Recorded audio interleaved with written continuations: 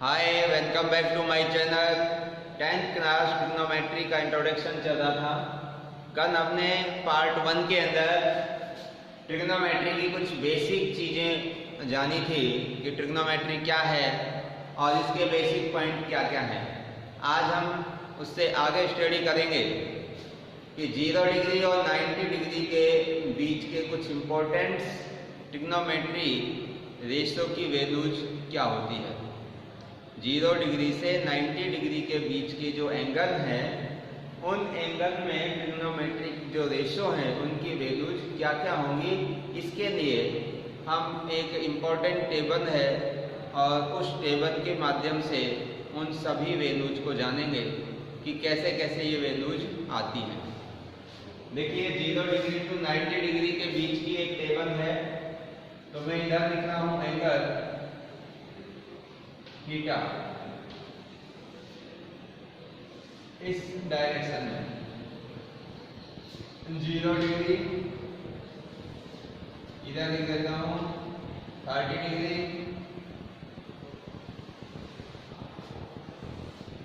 45 degree,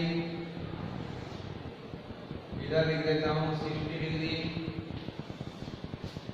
और इधर हो जाएगा आपका 90 डिग्री। 0, 30, 45, 60 और 90। अब इनके बीच में जो ट्रिग्नोमेट्रिक रेशो होते हैं, ये ट्रिग्नोमेट्रिक रेशो इस डायरेक्शन में नीचे की साइड में, तो पहला ट्रिग्नोमेट्रिक रेशो क्या होता है भाई? Sine theta. दूसरा होता है कॉस थीटा, तीसरा होता है टेन थीटा और चौथा है कोसेक थीटा, पांचवा है सेक थीटा और छठा है कोट थीटा।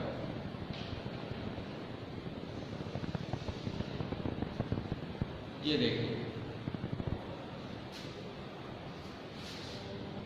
अब हमें ये पता करना है कि जो ये एंगल दे रखा है इधर की साइड में, ये थीटा एंगल है और 0 डिग्री, इसका मतलब साइन 0 डिग्री की वैल्यू क्या होगी, साइन 30 डिग्री की वैल्यू क्या होगी, साइन 45, साइन 60, साइन 90, इसी प्रकार cos, tan, cosec, sec, cot, इन सभी की वैल्यूज क्या होगी वो हम निकालने का एक तरीका मैं आपको समझा देता हूँ और उस टेक्निक से आप इस पूरी टेबल को अच्छे से याद रख सकते हैं।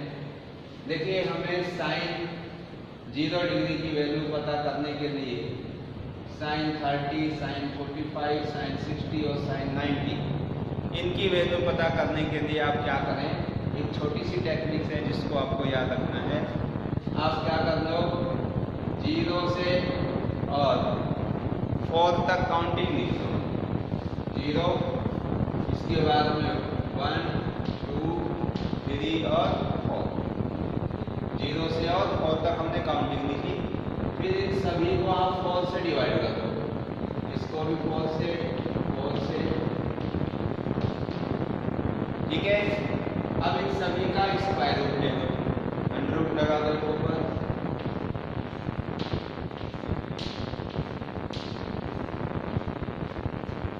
अब ये जो वैल्यूज हैं इनको सॉल्व कर दीजिए आप।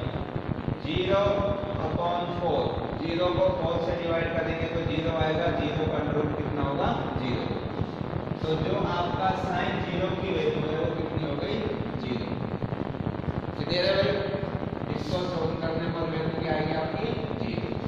इसके बाद देखो, 1 का अंडर रूट 1 होता है और 4 का अंडर रूट 2 होता है, तो इसकी वैल्यू कितनी हो गई? 1/2। तो ये 1/2 है आपका साइन 30 की वैल्यू।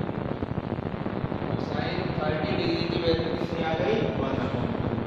आगे देखिए, 30 इसको सॉल्व करना, 2 1 जा 2, 2 जा 4, अंडर रूट 1/2।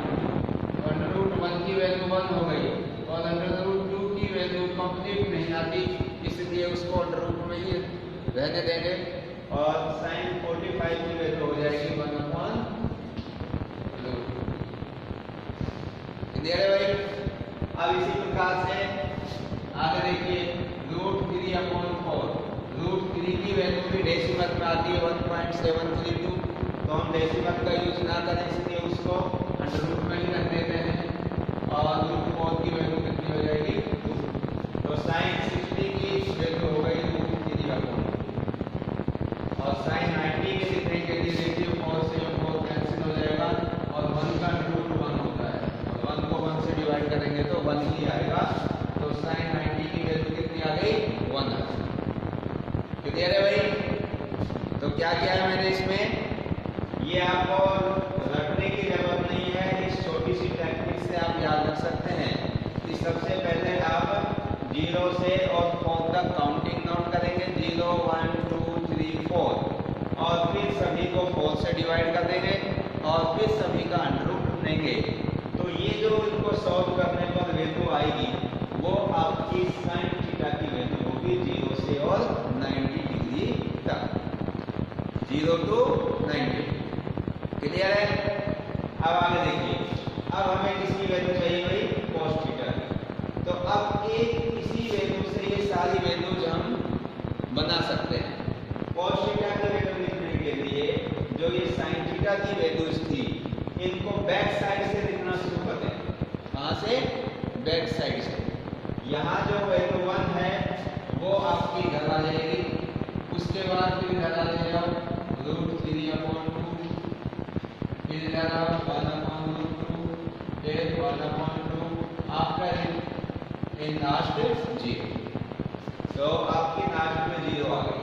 तो ये cos थीटा की सारी वैल्यूज आ गई, cos 0 डिग्री की 1, 30 की √3/2 और cos 90 की 0। क्लियर है भाई?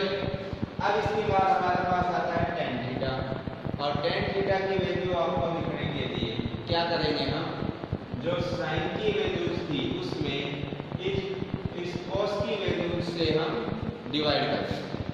जो sin की वैल्यू जा रही है उनको cos की वैल्यू से क्या करेंगे, डिवाइड कर देंगे। sin की वैल्यूज को cos की वैल्यू से क्या करेंगे, डिवाइड कर देंगे। तो 0/1, 0 को 1 से डिवाइड करेंगे तो हमारे पास में क्या वैल्यू आएगी, 0/1 इक्वल टू 0। 1/2 को √3/2 से डिवाइड करेंगे तो देखिए 2 से 2 कैंसिल हो जाएगा और 1/√3 आएगा। सिमिलरली 1/√2 को और 1/√2 से डिवाइड करेंगे तो वैल्यू आपकी 1 आएगी, और इसी प्रकार से इसको इससे डिवाइड करेंगे तो 2 से 2 कैंसिल और √3 आ जाएगा, और 1 को 0 से डिवाइड करेंगे तो 1 को 0 से डिवाइड करेंगे तो वैल्यू आएगी नॉट डिफाइंड। नॉट डिफाइंड का ये सिंबल होता है, नॉट डिफाइंड। तो infinity is the not defined.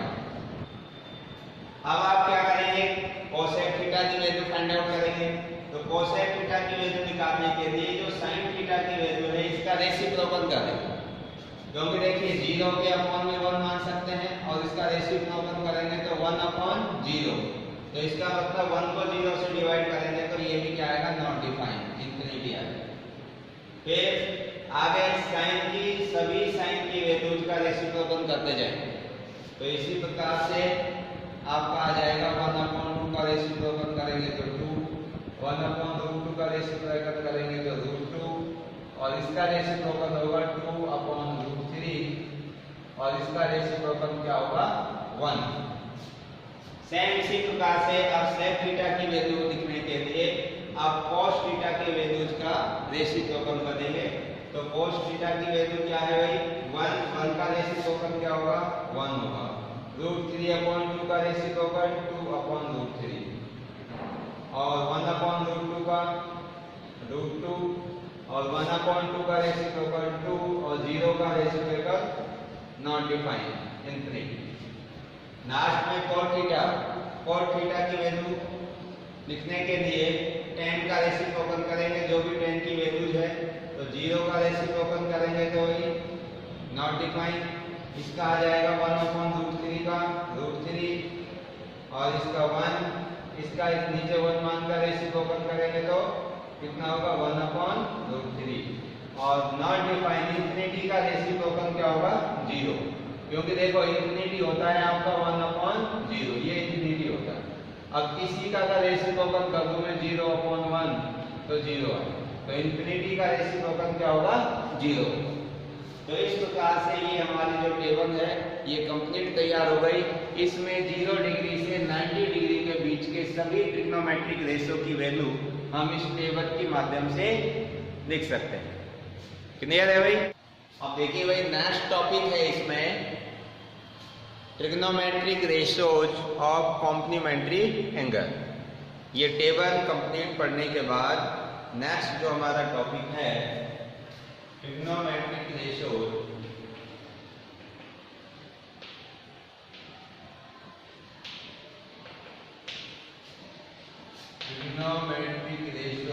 Of complementary angle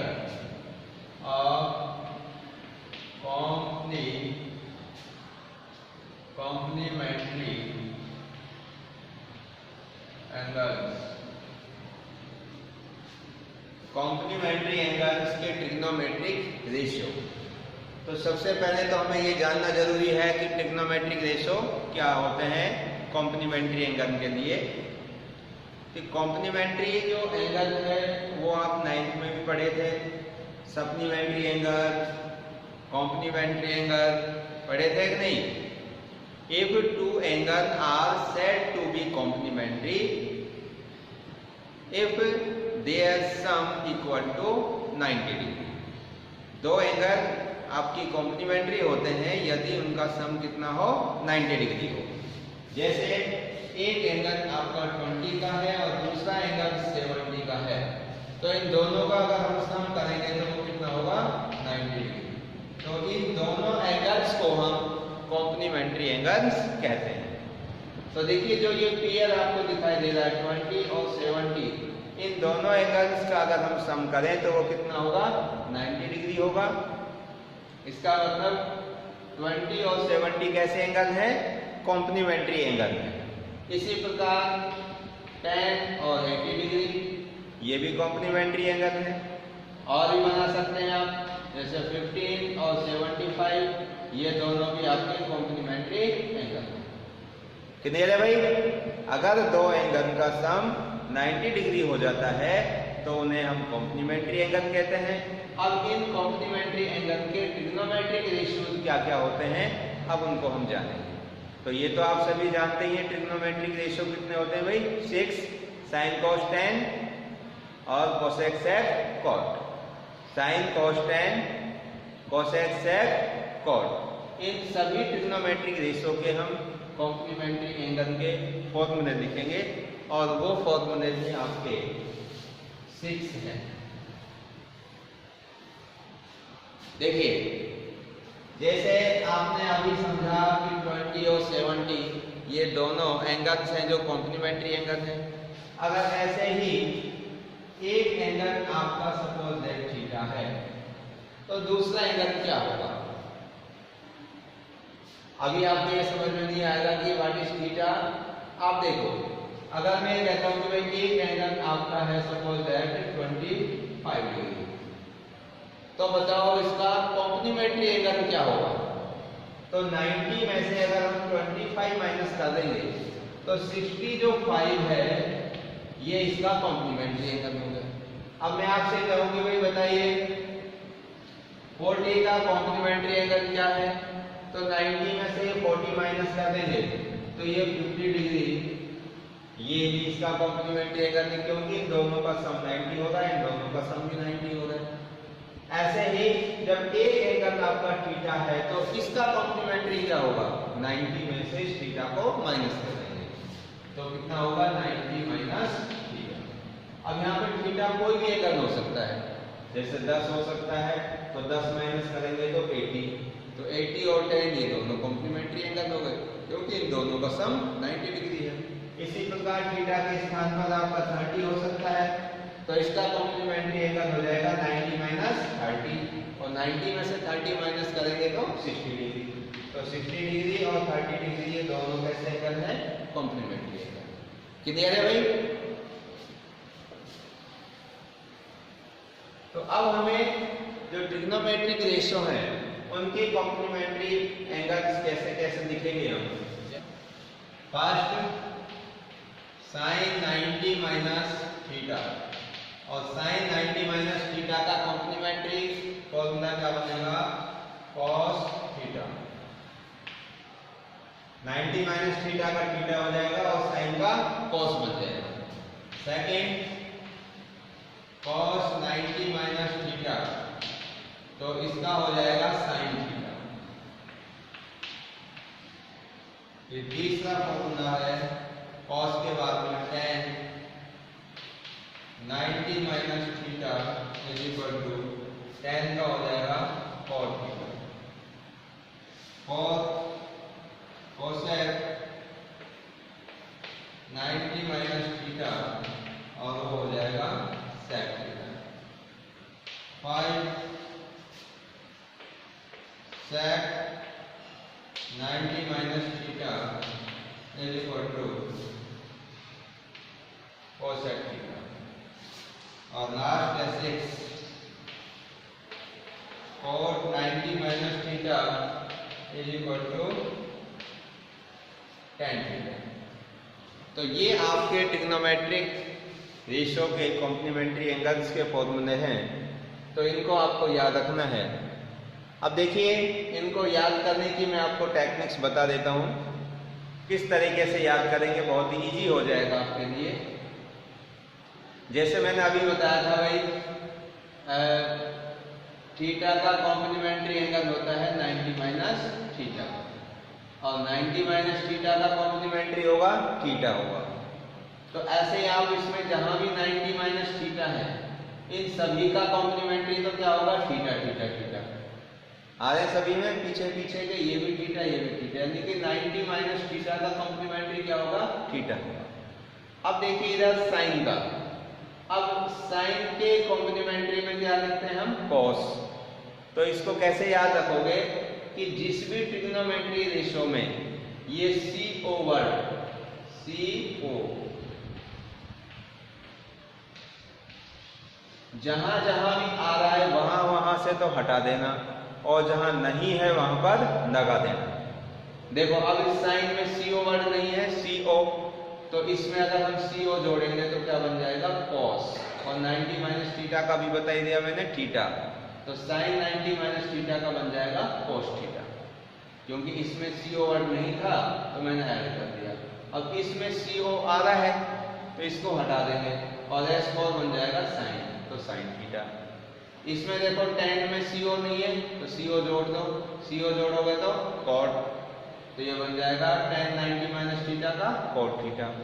इसके अंदर CO वर्ड आ रहा है तो इसको हटा दो, तो CO हट जाएगा, क्या बचेगा, sec 90 माइनस थीटा का sec थीटा हो जाएगा। इसमें CO नहीं है तो जोड़ दो, CO जुड़ जाएगा तो क्या बन जाएगा ये cosec थीटा। यहाँ पर CO आ रहा है तो हटा दो, तो T से tan थीटा। ठीक है, ये टेक्निक अच्छी लगी आपको? तो इस तरह से इस टेक्निक से आप इन फॉर्मूले को याद कर सकते हैं। बहुत ही इजी थी कि जहां 90 माइनस थीटा है इसका तो कॉम्प्लीमेंट्री सभी में थीटा थीटा पीछे आएगा ही आएगा, और जिसमें साइन में CO वर्ड नहीं है तो जोड़ दो, और अगर जिस ट्रिग्नोमेट्री रेशो में CO वर्ड आ रहा है तो वहां से हटा दो, तो फॉर्मूला बन जाएगा। अब इसमें CO नहीं है तो CO जोड़ेंगे तो cos बन जाएगा cos थीटा। आ रहा है CO तो इसको हटा दो, S से sin थीटा। tan में नहीं आ रहा तो CO जोड़ दो cot थीटा। इसमें CO आ रहा है तो हटा दो sec थीटा। ठीक है, तो ये आपका ट्रिग्नोमेट्रिक रेशो थे कॉम्प्लीमेंट्री एंगल थे।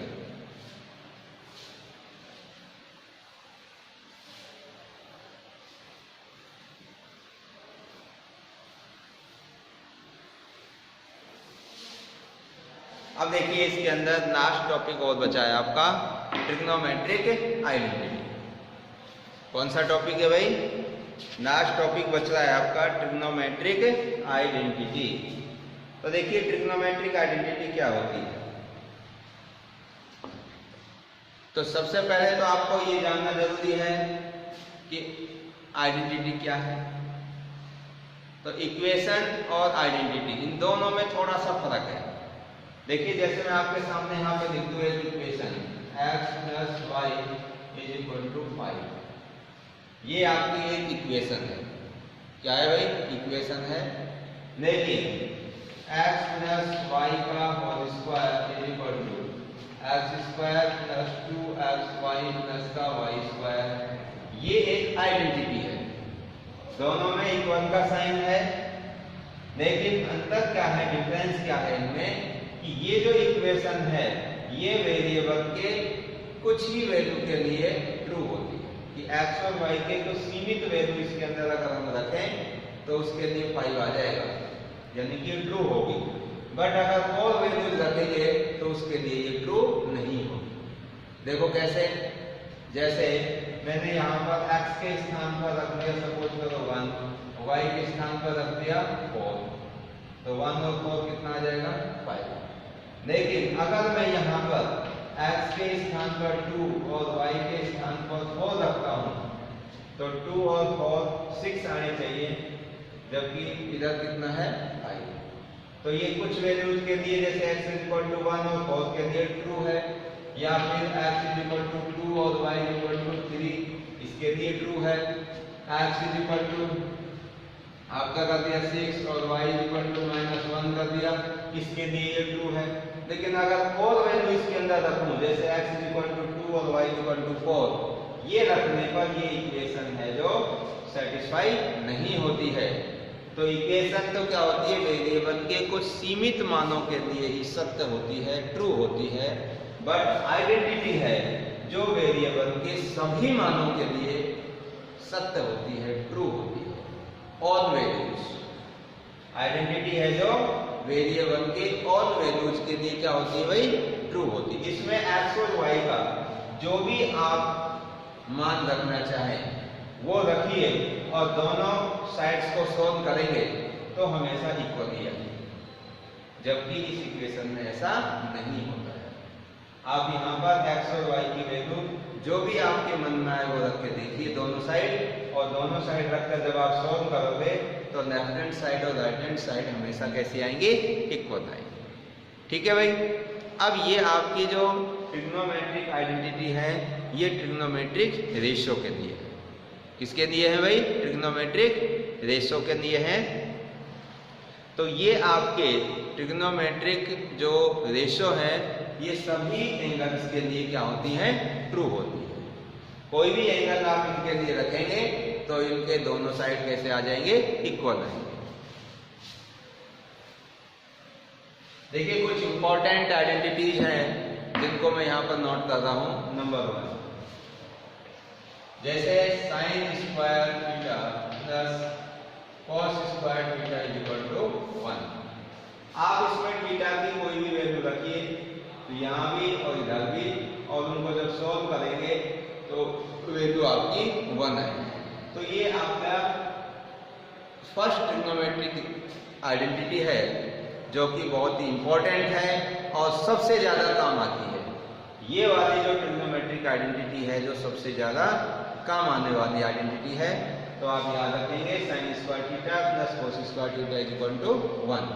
अगर हमें कहीं रिक्वायरमेंट होगी sin स्क्वायर थीटा की वैल्यू cos के टर्म में, तो इस cos स्क्वायर का क्या कर देंगे? ट्रांसपोज, और सेकंड इसी से बन जाएगा sin square theta = 1 - cos square.